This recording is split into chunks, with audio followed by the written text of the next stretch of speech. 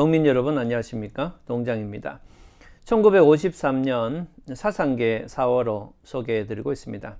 사상계 4호로는 큰 주제가 인간입니다. 그래서 인간에 대한 상당히 많은 논문들을 싣고 있는데요. 이번 영상에서는 인간과 20세기라는 글을 여러분들에게 소개해 드립니다. 작성자는 리스턴 포프라는 사람이고 번역가는 김재하라는 분인데, 번역가는 고려대 교수인 걸로 알고 있고, 리스턴 포프라는 분은 1907년에 미국에서 태어나서 미국의 성직자이면서 사회학자입니다. 예일대학에서 교수를 역임했던 사람이다, 이렇게 알고 있습니다. 이 사람은 이제 르네상스 이후로 인간이 19세기까지 과학적 발달을 많이 이루었다. 그런데 이제 20세기 초에, 그야말로 이제 1900년대 초에 많은 어떤 희망과 이런 걸 통해서 20세기를 맞이했지만, 이 물질 문명이 가져온 빈부격차나 노동 문제, 이런 문제가 너무 크고, 결국에는 1차 대전과 2차 대전을 겪으면서 인간, 또 그 이후에 이제 공산사회하고 자본주의 사회가 대립을 하면서 인류 멸망의 위기로 나아가고 있기 때문에 상당히 인간이 불안과 이런 속에서 살아가고 있다, 이렇게 얘기를 합니다. 그런 내용으로 상당히 많이 이제 쭉 그 배경을, 지금 제가 설명했던 그런 내용을 좀 깊이 있게 쭉 적고 있는데요. 그래서 이 사람은 인간이 어떤 상태이고 어때야 된다를 얘기하고 있는데, 자, 거기서부터 이제 그런 내용부터 여러분들에게 설명을 해 드리도록 하겠습니다. 여기 보면 지적 발달의 견지에서 보면 이 지식은 무한하게 증가해 왔다는 것은 명백하다, 이렇게 해서 지적인 발달만 봤을 때는 지금과 같이 상당히 많이 발전되어 오고 지금도 계속 발전돼 가는 그런 상황이죠. 자, 그런데 보시면 지식이 증가하고 있다는 현상은 반드시 인간의 선의의 증가를 의미하는 것은 아니었다, 이렇게 얘기합니다. 오늘날은 똑같죠. 지식이 그 사람의 인간성을 나타내는 것은 아니다, 이런 얘기입니다. 그래서 지식이 엄청나게 발달하고 증가해 오지만 인간의 인간성이 그에 비례한 건 아니고, 인간은 세계와 더불어 더 친해야 할 그러한 필연성을 지식이 증가한다 해서 갖게 되는 건 아니다, 이렇게 얘기를 합니다. 자, 그 다음에 보시면 지식에 대한 그들의 책임성은 가끔 비애의 절규가 되고 만다, 이렇게 되어 있습니다. 오늘날에는 더하죠. 지식은 발전하고 그 지식을 가진 사람들이 그 지식만큼의 책임감을 가지고 있느냐? 그렇지 않다는 거죠. 그 지식을 자기의 개인적 욕구를 확장하기 위한 온갖 수단을 만드는 수단으로밖에 쓰지 않는다. 슈퍼맨이 자기의 능력을 자기를 위해서 쓴다면 슈퍼맨에 대한 그런 영화가 나올 리가 없겠죠. 그거하고 유사한 겁니다. 어떤 능력이 있다 해서 그것에 대한 책임성이 없으면 아무 의미가 없다는 얘기입니다. 인간의 새로운 지식이라는 것은 확신을 갖지는 못한다. 우리가 AI 발달하고 있는데 거기에 대해서 인간의 삶이 나아질 거냐는 확신은 없다고 봐도 상관없죠.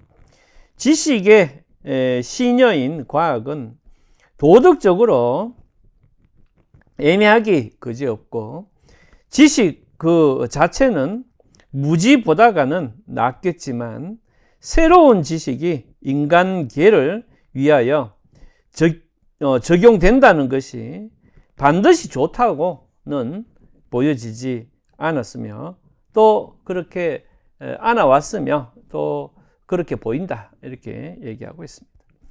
인간은 그의 행동과 사고의 최후의 단계에 있어서는 인간의 진보라는 것은 인간 자신의 지혜 항목에 의거한다는 것을 잊어서는 안 될 것인데, 이 얘기는 인간이 결국엔 어떤 문제가 있을 때 최후에는 과학이나 지식에 의존하는 것이 아니고 인간 자신의 품성, 인간 자신의 어떤 의지, 이런 거에 근거해서 해결하러 나아간다는 거예요. 이걸 잊어서는 안 되는데, 하지만 그렇기 때문에 인간의 진보는 인간 자신의 본성에 비추어서 측정이 되어야 진짜 진보다 이렇게 볼 수가 있다는 겁니다.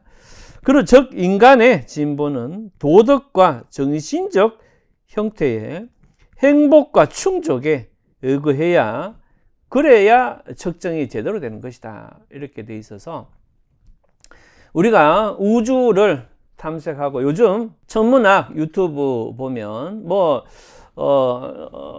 양자 역학이니 블랙홀이니 수많은 암흑 물질, 이런 거에 대해서는 엄청나게 많은 지식을 갖고 있는 사람도 그 사람 앞에 어떤 고통스러운 일이 발생했을 때 그런 지식은 아무런 의미가 없게 된다는 거예요. 그러니까 그 사람의 어떤 사건은 없을 리가 없죠. 인간이니까. 그런 사건이 나타났을 때 그 사람은 그런 지식으로 자기 문제를 해결하는 게 아니고 그 사람이 갖고 있는 인간성, 의지, 이런 거가 결국에는 그 사람의 행복을 결정한다, 이런 뜻이죠. 그래서 인간이 이제 인간 자신만을 제외하고 가위 모든 물상의 조항에서 사고하고 있다는 것은 이 세기의 특징이다. 이게 무슨 말인가 하면은, 인간이 인간 자신에 대해서는 전혀 생각을 안 하고 외부적인 과학이니 경제적인 것이니 돈이니 이런 것만을 생각하는데 혼신을 힘을 다한다. 그래서 인간 자신을 제외하고는 너무나 열심히 일한다는 뜻입니다. 그래서 인간 생활의 외부적인 조건은 근본적으로 변천되고 있는 그러한 반면에 또 역시 인간은 동일한 시발점에 조금 더 나아가지 못했다, 이렇게 되어 있습니다. 인간의 외부적인 조건은 수없이 변하고 있지만 인간이 어떻게 살아야 되는가에 대한 것은 조금 더 과거 수천 년 전이나 지금이나 차이가 없다, 이렇게 되어 있습니다. 자, 그러면 이제 정말이지 인간은, 인간의 세계가 그에게 요구하는 것에 비해서 도덕적으로나 정신적 형태로서나 완전히 이제 위축되고 있다, 이렇게 되어 있습니다. 점점 더 인간 스스로를 생각하는 그러한 기회나 시간은 줄어들고 있다, 위축되고 있다. 지극히 편협한 세계가 비상한 거인적 형자를, 이 형태를 뜻입니다. 형태를 요구하고 있으며 생잔한다는 치명적인 균형은 전도되고 말았다, 이렇게 되어 있는데, 한마디로 지극히 편협한 세계가 거대한 인간적인 형태를 요구하고 있는데, 이런 식으로 해서 인간이 좀 더 나은, 좀 더 발전된 그러한 능력 있는 인간을 요구하고 있지만 진정한 인간은 사라지고 있다는 뜻이죠. 그래서 인간의 지성에 대해서 더 명백한 판단을 요구하고 있다. 그래서 우리가 지금 지성으로 생각하는 그러한 내용들이 제대로 지성인가에 대한 좀 더 확실한 어떤 판단이 있어야 되겠다, 이렇게 얘기를 하고 있습니다. 그래서 여기를 보면은 그 결과로 인간은 이제 자기 존재의 본질을 아예 상실당했는지도 우리는 모르겠다. 그래서 요즘은 어떤 아이가 길 가다가 어떤 물건을 부셨다 그러면은 그 아이에 대해서 온갖 비난을 하는 그런 사람들도 많습니다. 그 아이가 그런 판단 능력이 없고 아직까지 자기 몸을 잘 다루지 못한다는 그런 인간적인 이해를 전혀 안 하는 거죠. 그 오로지 인간과 아무런 관계없는 그 물건만을 판단 기준으로 삼고 있기 때문에 자기 인간 자신의 본질을 이미 상실한 사람이 많다, 이런 얘기입니다. 그래서 인간 자신의 문제라는 것은, 다시 얘기하면 이런 인간이 바로 그 인간 스스로의 문제의 원인이다, 이렇게 되어 있습니다.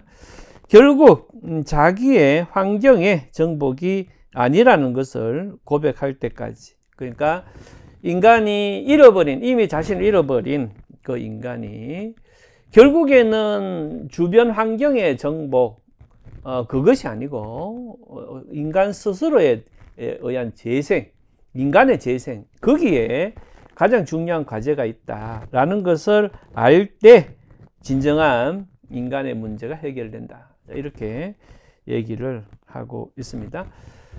아주 좋은 글입니다. 그래서 여러분들에게 한번 소개를 해드렸습니다. 그러면 다음 영상에서는 3일 정신론이라는 내용의 백낙준 연세대 연희대학교 이제 총장이신데 이 글을 소개해 드리겠습니다. 감사합니다.